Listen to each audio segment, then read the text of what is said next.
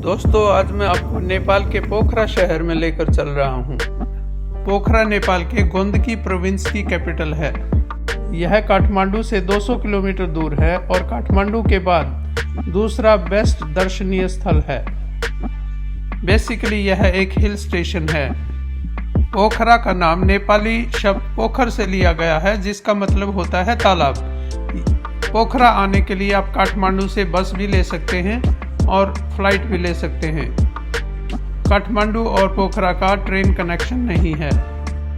और अगर आप इंडिया से डायरेक्ट आना चाहते हैं तो आपको गोरखपुर से सुनौली बॉर्डर क्रॉस करनी पड़ेगी और वहां से आपको बस भी मिल सकती है और साथ में ही बहरवा एयरपोर्ट है, वहां से आपको फ्लाइट भी मिल जाएगी। पोखरा एक साफ सुथरा शहर है और यहाँ की आबादी तकरीबन 6 लाख के आसपास है। यहाँ होटल और गेस्ट हाउस आपको सस्ते में ही मिल जाएंगे। पोखरा का एवरेज टेम्परेचर 20 डिग्री सेंटीग्रेड है। यहाँ के बेस्ट विजिटिंग प्लेसेस में नंबर 1 है फेवा लेक। एक्चुअली पोखरा शहर ही फेवा लेक के किनारे पर स्थित है।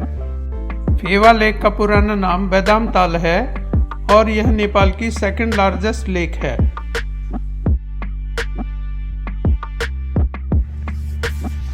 फेवा लेक का एरिया अराउंड 6 स्क्वायर किलोमीटर्स है और इसकी मैक्सिमम गहराई 28 मीटर तक है। और आप तो जानते ही हैं, जहां लेक होगी वहां बोटिंग भी जरूर होगी। यहाँ पर भी है, आप बोटिंग का आनंद ले सकते हैं। वैसे यहाँ लेक के बीचों बीच एक छोटा सा आइलैंड है जिसके ऊपर मंदिर बना हुआ है और वह माता बराही का मंदिर है। उसके लिए तो लोग जाते ही हैं। बोट पर बैठने से पहले आपको लाइफ जैकेट पहननी पड़ेगी, जिसका किराया 10 रुपये एक्स्ट्रा है। लेक के बिल्कुल बीचों बीच यह माता बराही का मंदिर है। माता बराही को दुर्गा का अवतार माना जाता है। मंदिर में रोजाना शाम को आरती होती है, जिसका समय गर्मियों और सर्दियों के हिसाब से बदल जाता है। मंदिर से किनारे पर वापस आने के लिए आप किसी भी बोट में बैठकर आ सकते हैं। झील के किनारे पर एक बहुत ही सुंदर मार्केट है, जिसमें ज़्यादातर लेडीज़ के कपड़े हैं। वैसे बच्चे और पुरुषों के कपड़े भी मिलते हैं, जिससे दर्शक अपनी पसंद की शॉपिंग भी कर सकते हैं। अब मैं आपको पोखरा के पास एक हिल स्टेशन पर लेकर चलता हूँ, जिसका नाम है पुमदी कोट। पुमदी कोट में एक बहुत सुंदर शिव जी का मंदिर है।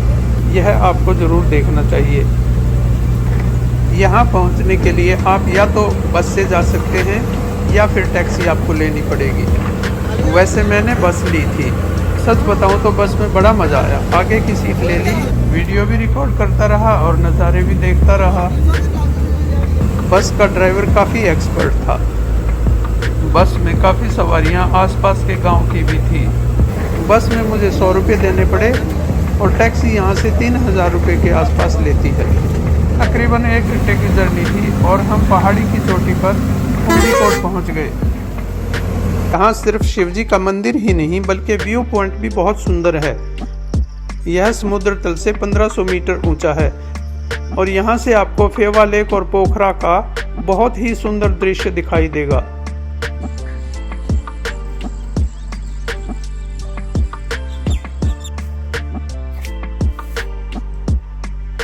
मंदिर की ऊंचाई 57 फीट है और ऊपर जो शिवजी की मूर्ति है उसकी ऊंचाई 51 फीट है।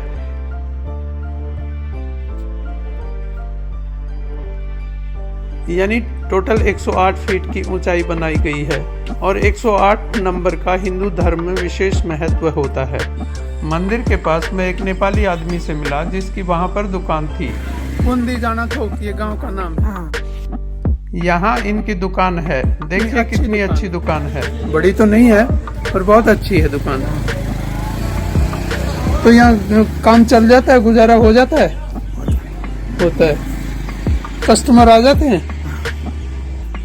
घर कहाँ है आपका? ये है घर, यहीं रहते हो? इंडिया में कहाँ गए थे?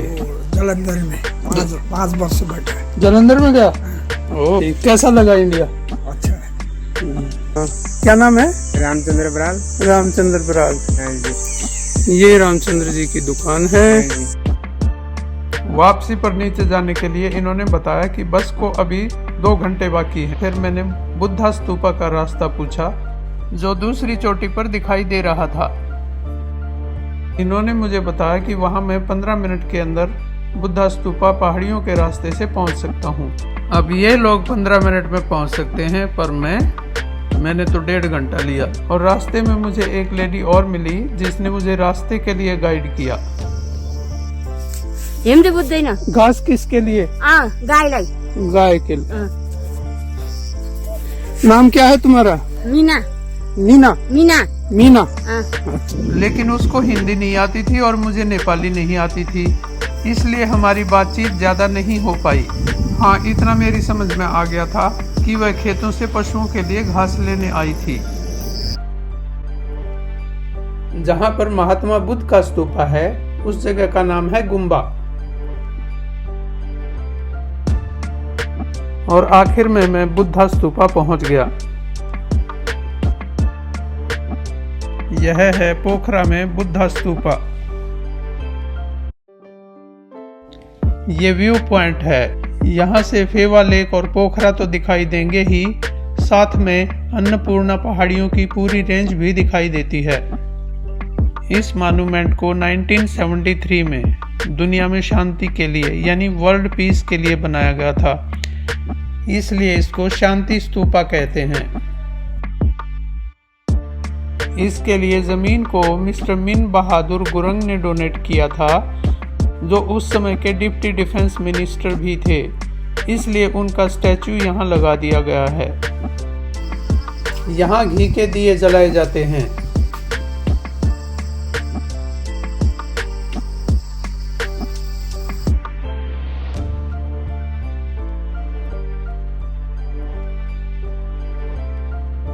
सारे वर्ल्ड में 80 टोटल शांति स्तूपास हैं। उनमें से 2 नेपाल में हैं, एक लुम्बिनी में और दूसरा पोखरा में।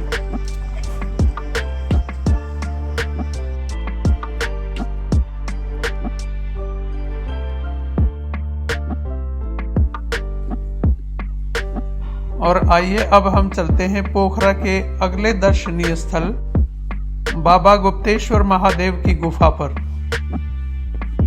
गुफा का एंट्रेंस बहुत सुंदर है। यहाँ पर एंट्री के लिए आपको टिकट परचेज करनी पड़ेगी, जो कि इंडियंस के लिए इंडियन करेंसी में 62 रुपये 50 पैसे और नेपाली करेंसी में 100 रुपये की है।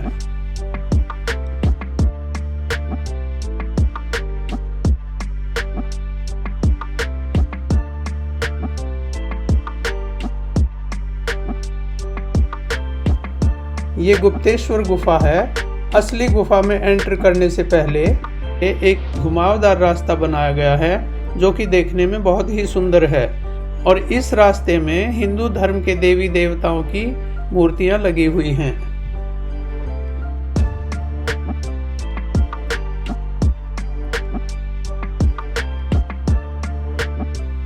यहाँ माहौल ऐसा है कि आपके मन में स्वयं ही भगवान के प्रति श्रद्धा जाग उठती है।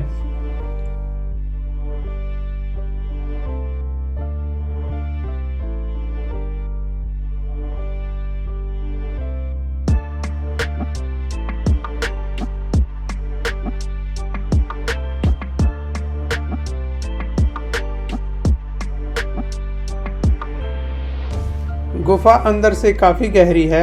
कई जगह छत से पानी भी टपकता है। तकरीबन 200 सीढ़ियां चढ़नी और उतरनी पड़ती हैं। इसलिए आप यह पहले निश्चय कर लें कि आप इतना चल सकेंगे, तो ही आप गुफा के अंदर जाएं।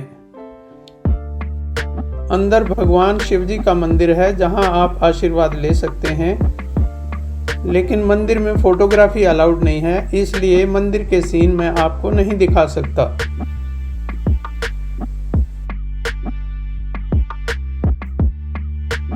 गुफा के अंदर कई जगह रास्ता बहुत संकरा हो जाता है और नीचा भी हो जाता है, जिससे आपको सिर को भी बचाना पड़ता है। इसलिए आप काफी संभल कर चलें।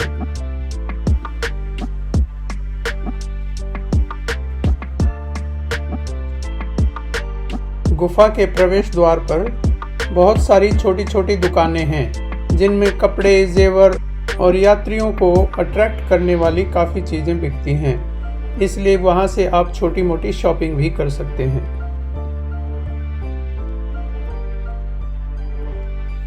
गुफा के द्वार के सामने बिल्कुल सड़क के दूसरी ओर डेविस फॉल्स है, जो एक छोटा सा झरना है और जिसका पानी जमीन के नीचे नीचे जाकर गुफा के अंदर प्रवेश कर जाता है।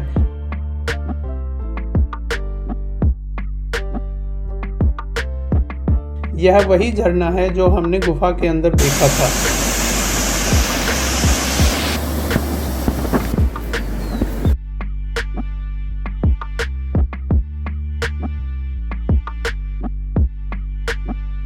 और अब यह वीडियो मैं समाप्त करता हूं। अगर आपको वीडियो पसंद आया है तो कृपया इसे लाइक और सब्सक्राइब जरूर कीजिए। धन्यवाद।